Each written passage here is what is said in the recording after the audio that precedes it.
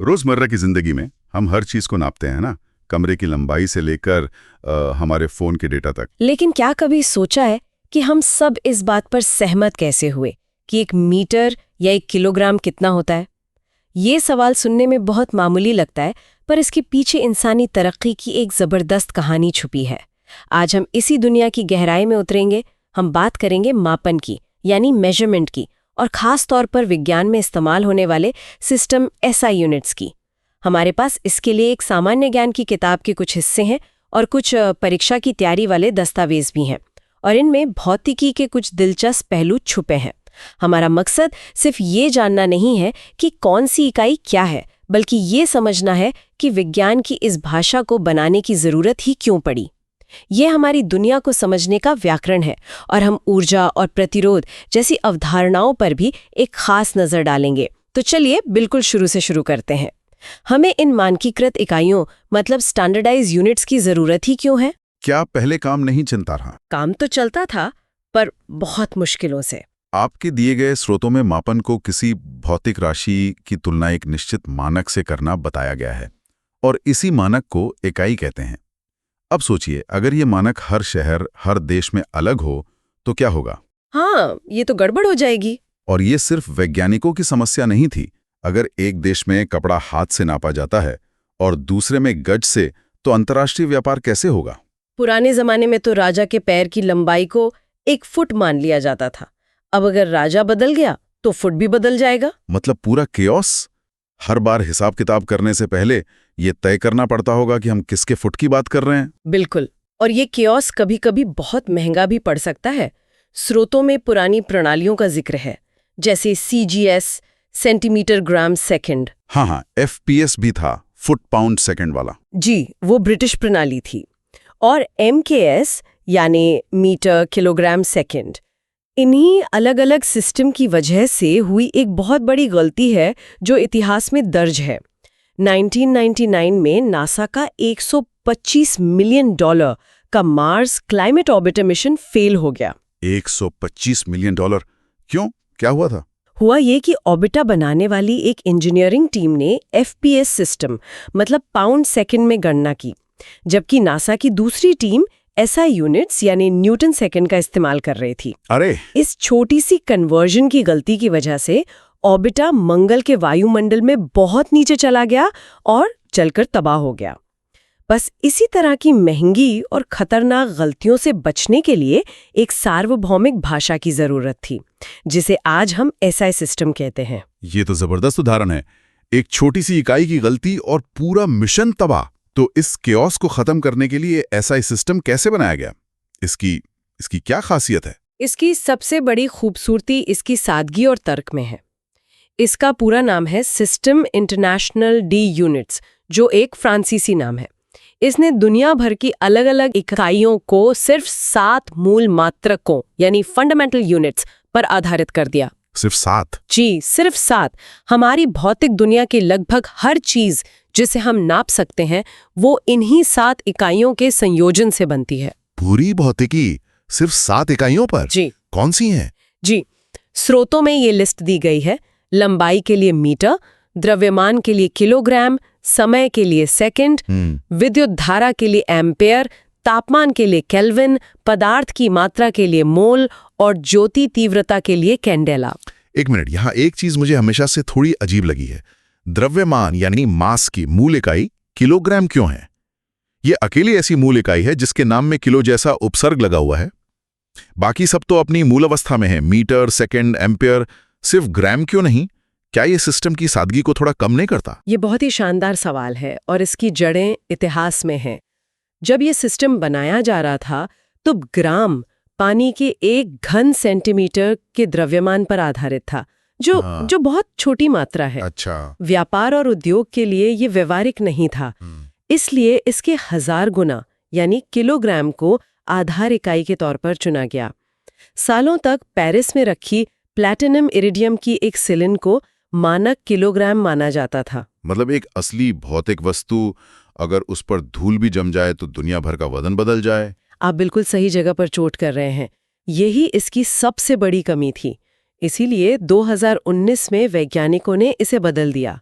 अब किलोग्राम को किसी भौतिक वस्तु से नहीं बल्कि एक मौलिक भौतिक स्थिरांक यानी प्लैंक्स कांस्टेंट के आधार पर परिभाषित किया जाता है। वाह, ये एक ऐसी संख्या है जो कभी नहीं बदलती। तो अब किलोग्राम की परिभाषा ब्रह्मांड के नियमों में लिखी हुई है, किसी तिजोरी में बंद नहीं है। ये तो बहुत बड़ा बदलाव है। अच्छा, इस लिस्ट में एक और चीज है जो चौंकाती है, एम्पियर। मुझे लगा था कि विद्युत धारा यानी करंट को किसी और चीज से निकाला जाता होगा। इसे मूल इकाई क्यों माना गया? ये लंबाई और समय जितनी मौलिक कैसे हो गई? ये भी एक बेहतरीन सवाल है। इसकी वजह ये है कि विद्युत और चुंबकत्व प्रकृति की 4 मौलिक शक्तियों में से एक है। ये उतनी ही बुनियादी हैं जितना गुरुत्वाकर्षण। करंट को किसी और चीज से बनाना बहुत जटिल हो जाता, इसलिए इसे ही एक स्तंभ मान लिया गया और फिर इससे वोल्ट, ओम और वॉट जैसी दूसरी इकाइयां बनाई गईं, जिन्हें हम व्युत्पन्न मात्रक या डिराइव्ड यूनिट्स कहते हैं। अच्छा, जैसे गति का मात्रक मीटर प्रति सेकंड ms, जो लंबाई और समय से मिलकर बना है। बिल्कुल। ठीक है, तो अब इन व्युत्पन्न मात्रकों की बात करते हैं। आपके दिए गए दस्तावेजों में ऊर्जा और प्रतिरोध से जुड़ी कुछ दिलचस्प बातें हैं। हाँ, एक स्रोत भौतिकी को द्रव्य, ऊर्जा और उनके आपसी संबंधों का अध्ययन बताता है। ऊर्जा की बात करें तो वहाँ कैलोरी का जिक्र है, जो ऊष्मा यानी गर्मी को मापने की एक पुरानी इकाई है। हाँ, अब SI सिस्टम में ऊर्जा की इकाई जूल है और शक्ति यानी पावर की इकाई वॉट है, जो बस ये बताती है कि प्रति सेकंड कितने जूल ऊर्जा खर्च हो रही है। तो जब हम कहते हैं कि एक बल्ब 100 वॉट का है, तो हम कह रहे हैं कि वो हर सेकंड 100 जूल ऊर्जा इस्तेमाल कर रहा है। और प्रतिरोध के बारे में मुझे परीक्षा की तैयारी वाले एक पेपर में इससे जुड़ा एक सवाल मिला, जिसमें पूछा गया कि अगर R प्रतिरोध वाले N प्रतिरोधकों को समानांतर यानी पैरेलल में जोड़ा जाए तो कुल प्रतिरोध कितना होगा। ये स्कूल में पढ़ा था, पर इसका असल मतलब क्या है? ये सवाल सीधे हमारे घरों की वायरिंग से जुड़ा है। प्रतिरोध का मतलब है करंट के रास्ते में रुकावट। जब हम कई प्रतिरोधकों को समानांतर यानी पैरेलल में जोड़ते हैं, जैसा कि हमारे घरों में होता है, जहां हर उपकरण एक अलग रास्ते पर जुड़ा होता है, तो करंट के बहने के लिए कई रास्ते खुल जाते हैं। इसे ऐसे समझ सकते हैं जैसे किसी सुपरमार्केट में एक ही काउंटर खुला हो तो बहुत प्रतिरोध होगा, लंबी लाइन लगेगी। हाँ, लेकिन अगर 10 काउंटर खोल दें तो लोगों के लिए निकलना आसान हो जाएगा और कुल प्रतिरोध कम हो जाएगा। बिल्कुल सही एनालॉजी है। और इसी वजह से जब हम एक ही सॉकेट में बहुत सारे उपकरण लगा देते हैं तो कुल प्रतिरोध बहुत कम हो जाता है। ओम के नियम के अनुसार V बराबर IR, जब प्रतिरोध R घटता है तो करंट I बहुत ज्यादा बढ़ जाता है। अच्छा, और यही बढ़ा हुआ करंट तार को गर्म कर सकता है और आग लगने का खतरा पैदा कर सकता है। इसी से बचाने के लिए सर्किट ब्रेकर लगा होता है, जो ज्यादा करंट बहते ही ट्रिप हो जाता है। तो भौतिकी का ये छोटा सा सवाल सीधे हमारे सुरक्षा से जुड़ा है। ये कमाल है। मतलब ये इकाइयां सिर्फ किताबी नहीं है, ये हमारे आसपास की दुनिया को समझने और उसे सुरक्षित बनाने का तरीका है। स्रोतों में हर्ट्ज और टेस्ला जैसी इकाइयों का भी जिक्र है। हाँ, ये भी व्युत्पन्न इकाइयां हैं। हर्ट्ज का मतलब है प्रति सेकंड चक्र या साइकिल्स पर सेकंड। ये सुनने में बहुत सरल लगता है, पर आज की दुनिया इसी पर चलती है। कैसे? जिस संगीत को हम सुनते हैं वो हवा में दबाव की तरंगों की आवृत्ति है, जिसे हर्ट्ज में मापा जाता है। हमारे कंप्यूटर का प्रोसेसर कितनी तेजी से गणना करता है वो गीगाहर्ट्ज में मापा जाता है। हमारी स्क्रीन 1 सेकंड में कितनी बार रिफ्रेश होती है ताकि हमें वीडियो स्मूथ दिखे, वो भी हर्ट्ज में मापी जाती है। यह एक तरह से आधुनिक दुनिया में सूचना की गति की इकाई है। अविश्वसनीय। एक ही इकाई संगीत से लेकर कंप्यूटर तक सब कुछ नियंत्रित कर रही है।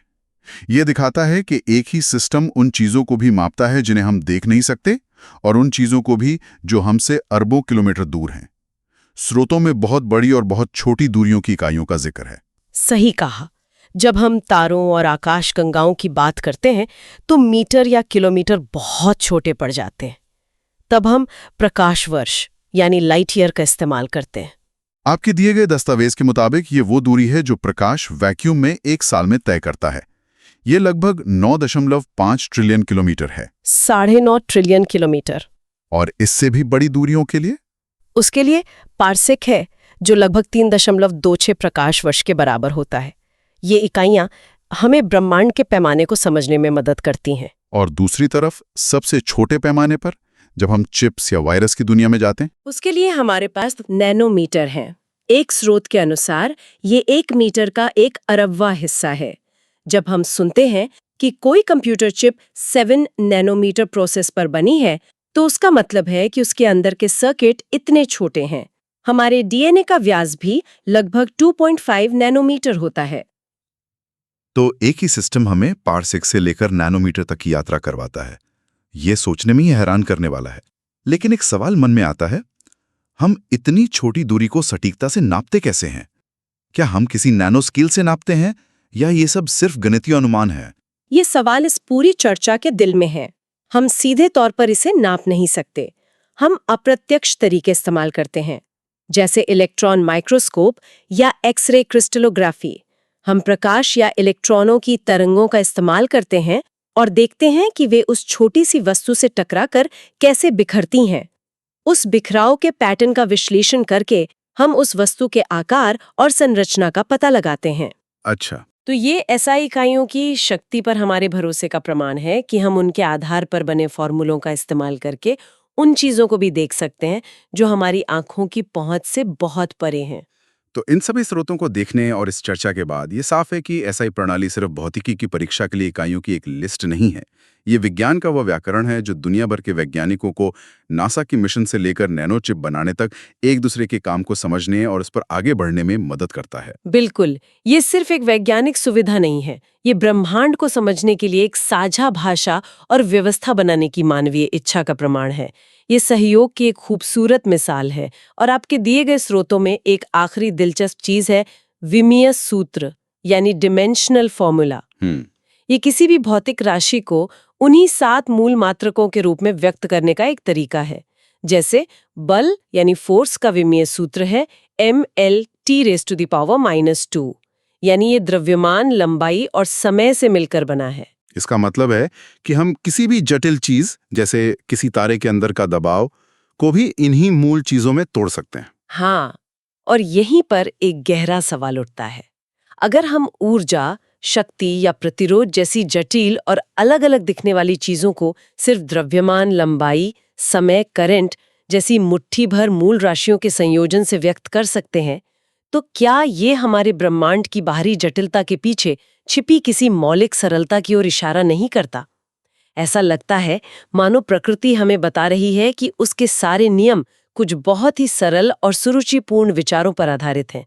सवाल सिर्फ ये है कि क्या हम उस भाषा को समझने के लिए तैयार हैं?